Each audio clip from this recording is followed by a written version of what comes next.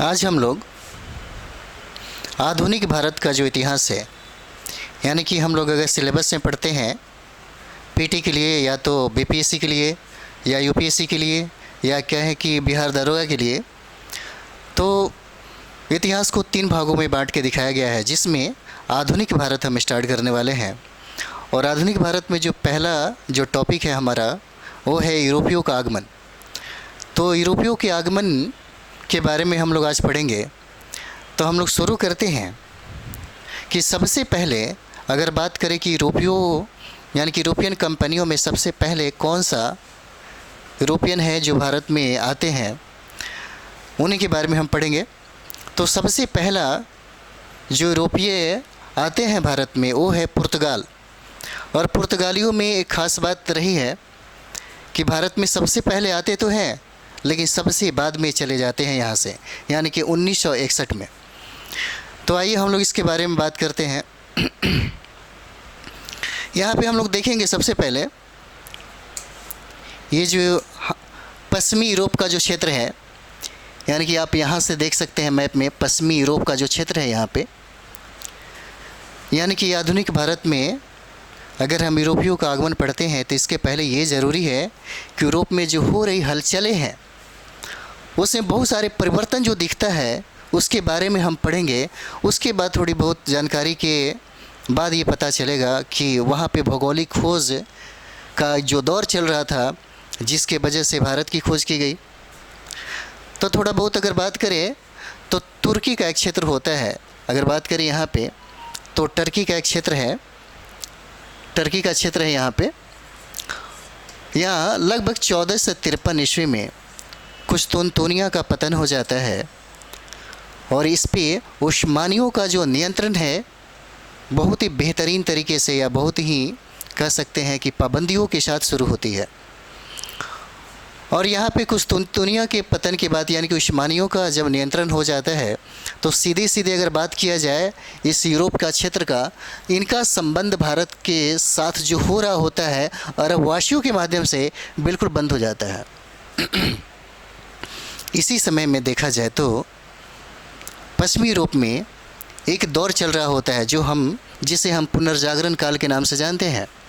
ये पुनर्जागरण की जो घटना होती है यहाँ पे, इसमें नई नई खोजें होती है, नए नए आविष्कार होते हैं और ये कह सकते हैं कि धार्मिक सामाजिक जो सुधार आंदोलन थे वो भी यहाँ से बहुत ही तीव्र गति से और बहुत ही मतलब तेज़ी से इसका विकास हो रहा होता है।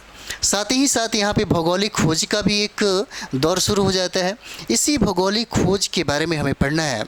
तो बात करते हैं, सबसे पहले देखेंगे कि 1494 ईस्वी में अगर हम बात करें यहाँ पे तो ये एक छोटा सा यूरोप का एक कंट्री है जिसका नाम है स्पेन। यहाँ के एक नाविक होते हैं जिसका नाम है कोलंबस। कोलंबस को ये रहता है कि हमें इंडिया का खोज करना है। ये 1494 ईस्वी की बात है और रास्ते भटक जाने की वजह से नॉर्थ अटलांटिक ओशन को पार करते हुए वो पश्चिम की तरफ मुड़ जाते हैं, जिसके वजह से उन्हें एक देश मिलता है जिसका नाम है अमेरिका। और वो कोलंबस भारत की खोज में निकले थे लेकिन उन्हें मिल गया अमेरिका। और यहाँ के रहने वाले जो लोग थे उनका कलर बिल्कुल रेड था, जिसके वजह से उन्होंने इन लोगों का नाम रखा या उस देश का नाम रखा रेड इंडियन। हालांकि इन्होंने जो नई दुनिया की खोज की, यहाँ पे जो नई दुनिया की खोज की, बाद में एक छोटा सा जो आइलैंड है जिसको यूनाइटेड किंगडम के नाम से हम जानते हैं, ये बाद में अमेरिका को गुलाम बना लेते हैं। बहुत आज़ादी और बहुत ही संघर्ष के बाद अमेरिका आज़ाद होता है। उसके बाद दौर होता है यहाँ पे पुर्तगाल। एक छोटा सा देखेंगे स्पेन के बिल्कुल पश्चिम साइड में वो एक कंट्री है, एक छोटा सा कंट्री है जिसका नाम है पुर्तगाल। और पुर्तगाल से शुरू होता है अमेरिका की खोज का दौर। यहाँ पे देखेंगे कि पुर्तगाल से अफ्रीका के तटीय क्षेत्र से होते हुए एक नाविक आता है जिसका नाम है बार्थोलोम्यो डियाज। ये 1487 ईस्वी की बात है और बार्थोलोम्यो डियाज ने साउथ अफ्रीका के जो दक्षिणी तटवर्ती का क्षेत्र है, जिसको आशा अंतरिप के नाम से जानते हैं, इसकी खोज की। यहाँ पे बहुत हलचलें उसे दिखाई दिया, बहुत ज़्यादा उसको लगा कि शायद यहाँ पे तूफ़ान वगैरह ये सब चीज़ें आते हैं, जिसके वजह से इसका नाम केप ऑफ स्टॉर्म रख दिया। और उन्होंने भारत की खोज नहीं की, बल्कि यहीं से फिर वो वापस पुर्तगाल चले जाते हैं। देखा जाए तो भौगोलिक खोज में ये आशा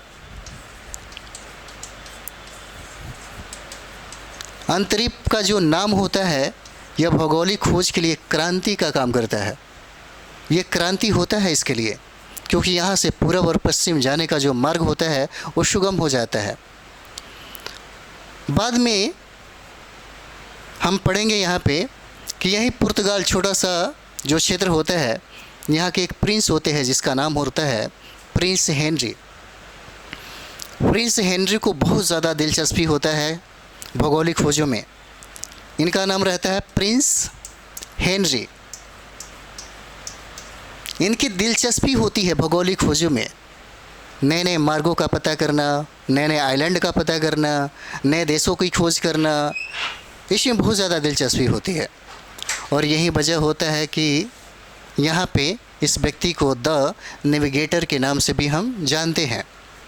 हालांकि बाद में देखा जाता है तो यह जो सफलता थी, यह आंशिक रूप से भले सफल हुई, लेकिन पूर्ण रूप से सफल नहीं हो पाया, जिसके वजह से पुर्तगाल में एक शासक बने जिसका नाम था मैनुअल प्रथम। मैनुअल प्रथम ने एक नाविक को नियुक्त किया जिसका नाम था वास्को डी गामा। इमैनुअल प्रथम नाम था इनका। यहाँ के प्रिंस थे पुर्तगाल के, और उन्होंने सोचा कि हम एक फिर से इसके सफ़र के लिए किसी दूसरे व्यक्ति को नियुक्त कर सकते हैं। तब इन्होंने एक व्यक्ति को नियुक्त किया जिसका नाम था वास्को डी गामा, और उन्होंने अपना सफ़र तय किया 1497 ईस्वी से। 1497 ईस्वी से सफ़र तय करने के बाद उन्होंने लगभग 3 नावों को साथ में लेकर के वो अफ्रीका के पश्चिमी इलाके से होते हुए, तटीय क्षेत्र से होते हुए वो सीधे फिर आशा अंतरिप के पास पहुंचते हैं। और यहाँ से वो, अगर आप देखेंगे तो दक्षिण अफ्रीका के एकदम पूरब में मेडागास्कर है यहाँ पे, और यहाँ पे एक मोजाम्बिक जल संधि आपको मिलेगा जिसको पार करते हुए वास्को डी गामा केन्या पहुँचते हैं। हालांकि अगर देखा जाए तो यहीं आशा अंतरिप के पास ही गुजरात का एक व्यापारी जिसका नाम अब्दुल मजीद होता है, वहाँ पे इसकी मुलाकात होती है, और वहीं भारत का रास्ता बताता है। भारत का पथ प्रदर्शक के रूप में, यानी कि वास्को डी गामा के पथ प्रदर्शक के रूप में अब्दुल मजीद को जाना जाता है। और यहाँ से सीधे सीधे जब केन्या पहुँचते हैं, मेडागास्कर के बीच से होते हुए, और यहाँ से सीधे हिंद महासागर को पार करते हुए ये पहुँचते हैं भारत में। भारत का जो सबसे पश्चिमी तटीय इलाका होता है, जिसको मलाबार तट के नाम से जानते हैं, यहीं पे एक छोटा सा एकदम पतला तटीय क्षेत्र है जिसका अभी वर्तमान में नाम है केरल राज्य है। और यहीं पे जो कालीकट का क्षेत्र होता है, इसी कालीकट में एक हिंदू शासक राज्य करते हैं जिनका नाम है जमोरिन।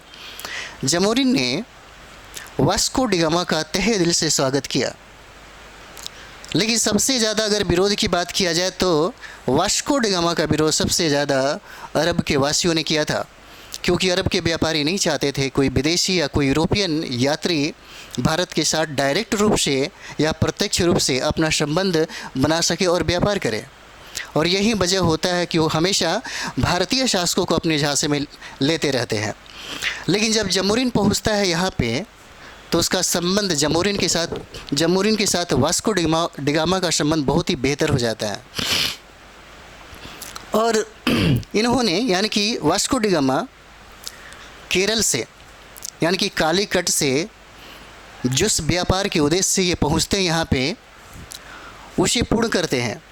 और कहा जाता है कि यहाँ से काली मिर्च का और कपड़ों का जो भारत से लेकर के जब आप लौट के जब जाते हैं, फिर से लौट के जब जाते हैं ये पुर्तगाल, तो सारे खर्चे वर्चे काट कर इनको लगभग 60 गुना फ़ायदा मिलता है।